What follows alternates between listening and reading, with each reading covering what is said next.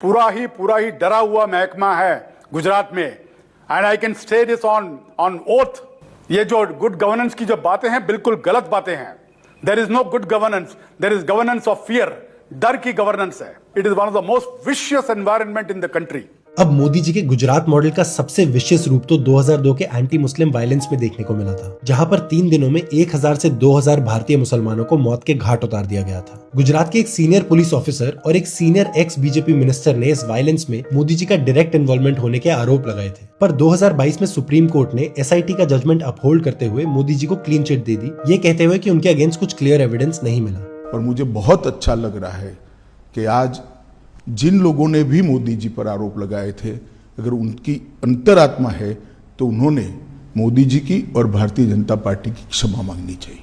Unfortunately इस पूरे case का सबसे मेमोरेबल मोमेंट तब सामने आया था जब एक स्टिंग ऑपरेशन में विश्व हिंदू परिषद, बजरंग दल और बीजेपी यानी संघ परिवार के डिफरेंट मेंबर्स ने न ही सिर्फ वायलेंस में अपना रोल बताया, बल्कि मोदी जी का रोल भी क्लियरली स्टेट किया था और हाईली अप्रिशिएट भी किया था।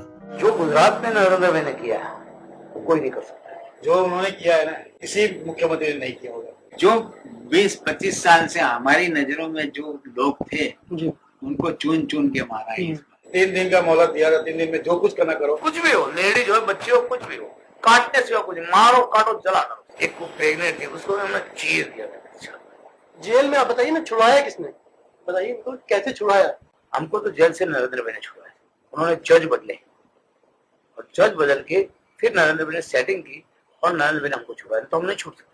अब हो सकता है कि नरेंद्र भाई ने शायद खुद को भी ऐसे ही छुड़वाया हो, या ये भी हो सकता है कि वो बिल्कुल इनोसेंट हो और ये संघ परिवार के लोग स्टिंग ऑपरेशन में सरासर झूठ बोल रहे हो। 2002 में ऐसा किया वैसा किया, ठीक लगा। तो मुझे लगता है कांग्रेस के दिमाग में मुस्लिम वोट बैंक है। मीडिया के भी जो हमारे सेकुलर फौज है, कुछ लोगों को उसी बातों को लेकर के विदेशों से पैसे मिलते हैं।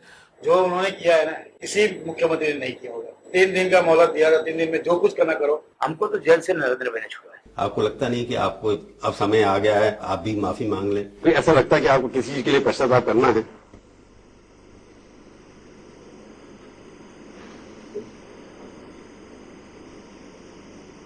जवाब देंगे आप? पर ऐसा नहीं है कि मोदी जी ने माफी मांगने वाले सवाल का कभी जवाब नहीं दिया। He had told the nation to never forgive him.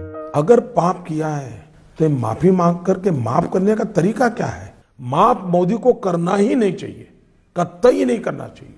छोटी सी भी गुनाह या गलती ध्यान में आती है, चौराहे पर फांसी देनी चाहिए। ये क्या बोले, मैं समझा नहीं।